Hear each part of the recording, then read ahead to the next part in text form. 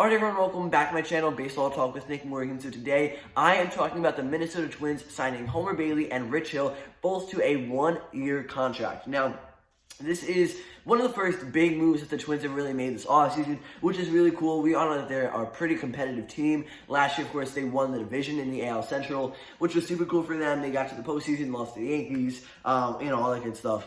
But, they want to get back to the postseason. They want to win more games. And eventually, of course, the main goal for every team is World Series. But the Minnesota Twins really needed starting pitching, and they just got two guys. Now, I don't know how effective both are going to be, but it's definitely an improvement from what they originally had. And, honestly, the Twins making both of these moves is really cool, really exciting because A, again, the first big moves that they've really made this offseason, and B, with all the big name players being off the market other than Josh Donaldson, this offseason has really come down to a halt really quickly. Not a lot of signings, not a lot of action. Hopefully we see some trades though. At this point, it's just going to be a waiting game. So before we get into the video, don't forget to drop a like down below, comment, and subscribe if you haven't already. But with that being said, let's go ahead and get into it. The Twins signed two new pitchers. The Minnesota Twins and right-handed pitcher Homer Bailey have agreed to a one-year, $7 million contract. Now, Bailey is not particularly the best pitcher in baseball, but he is definitely going to be an upgrade for the Twins, and now he's going to be joining Rich Hill, of course, we're going to talk about a little bit later in this video, as I mentioned already, and also Jake Odorizzi, Jose Barrios, and Michael Pineda in that rotation for the Twins. So, not too bad. Again, big upgrades here. Homer Bailey is definitely a name that's gone around baseball for a little bit.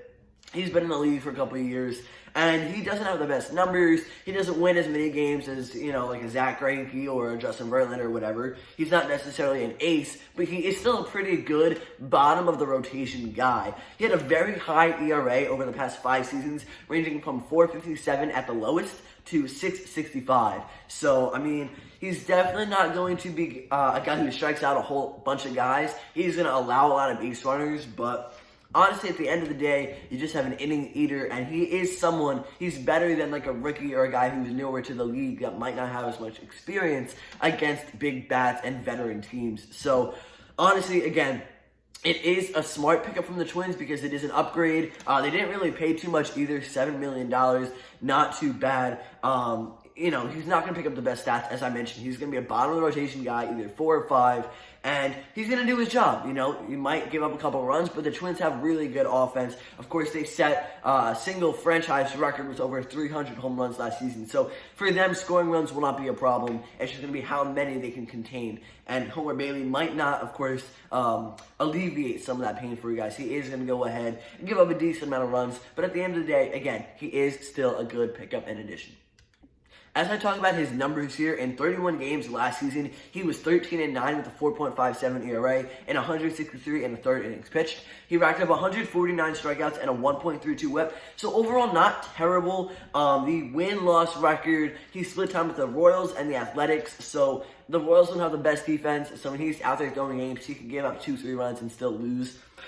Just from where the Royals are at this point in time with their team. And with the Athletics, they were pretty solid, but they didn't win a whole lot of games either. So it wasn't always particularly his fault. There might not have been offensive support. Once he goes over to the Twins, that shouldn't be a problem, as I just mentioned. So that 13-9 record actually might improve. It might be a little bit better in 2020, which is great. And at that point, the only thing that's really a problem here is the high ERA. It's not even that bad, 4.5.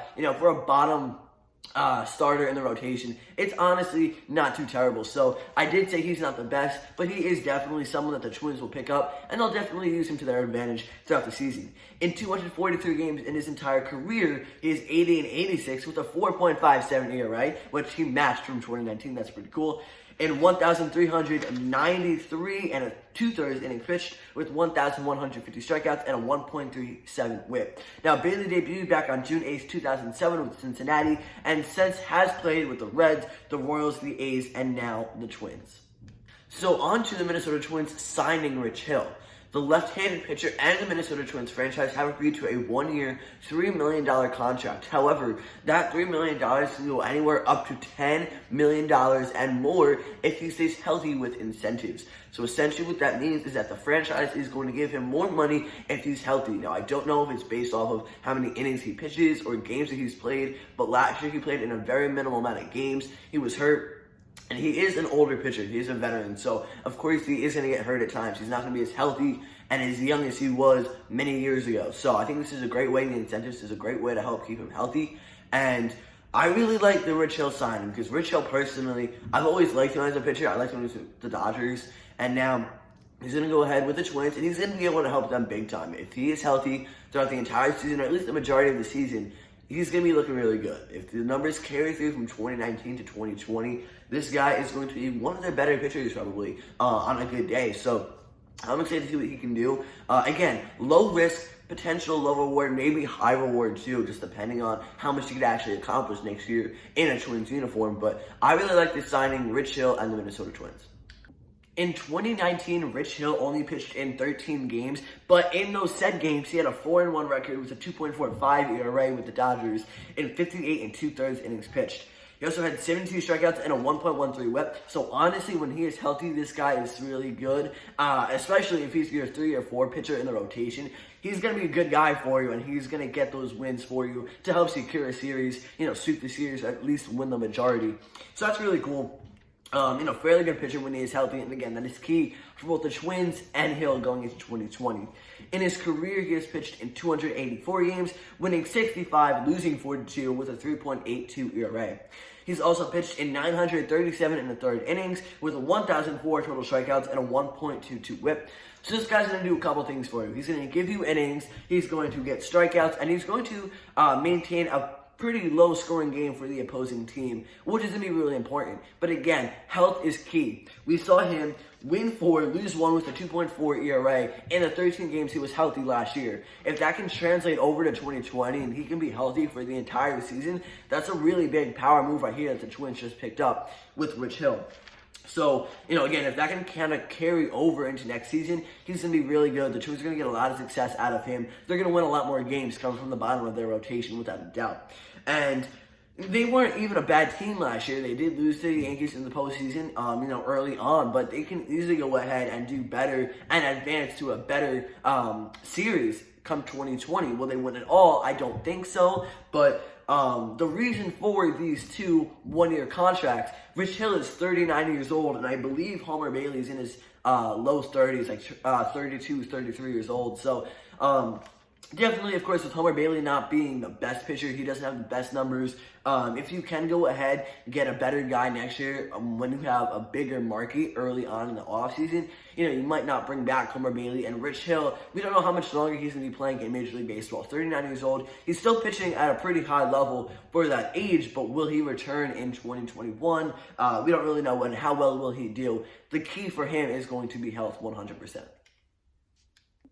So again, the Minnesota Twins have signed right-handed pitcher Homer Bailey and left-handed starter Rich Hill, both to 1-year contracts. Now, in my personal opinion, I do not think this is bad at all. I like both of these moves. Homer Bailey is nice and cheap. Rich Hill is cheap as well. The only thing you have to worry about there is health. But either way, both of these guys combined in the lower end of your rotation are going to be good. They're going to help get you wins. It might not be a whole lot, not as much as your ace or like your number 2 guy, but there's still going to be wins, and at that point, every win is crucial, especially if you're competing for a wild card. If you're trying to go for the division again, you need as many wins as possible, and as consistent pitchers as you can get.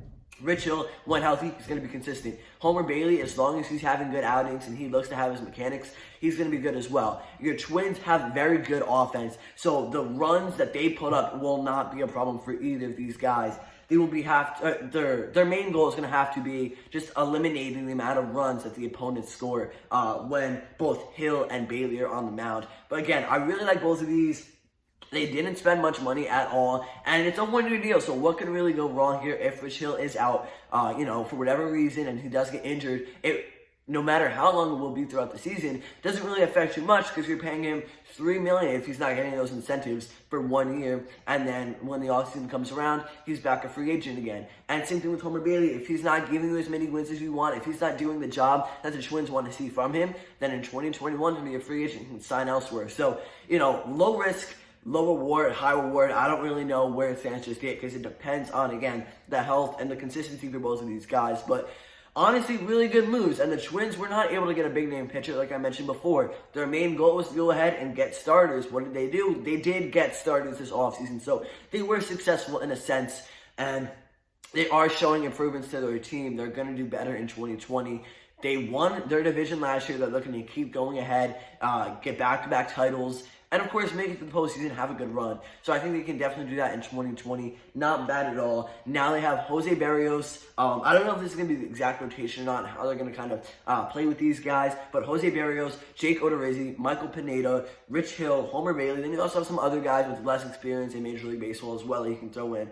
I believe they have like 8 active starters at this moment with Homer Bailey and Rich Hill both added to the squad. So they have a lot of options. They can do a lot of different things, and I'm really excited to see what they can do. As long as they're not beating the Yankees all the time, I'm rooting for them as well. So guys, that's going to end it for this video. If you enjoyed, don't forget to drop a like down below, comment, and subscribe. Thank you all so much for watching. I'll see you next time. Peace.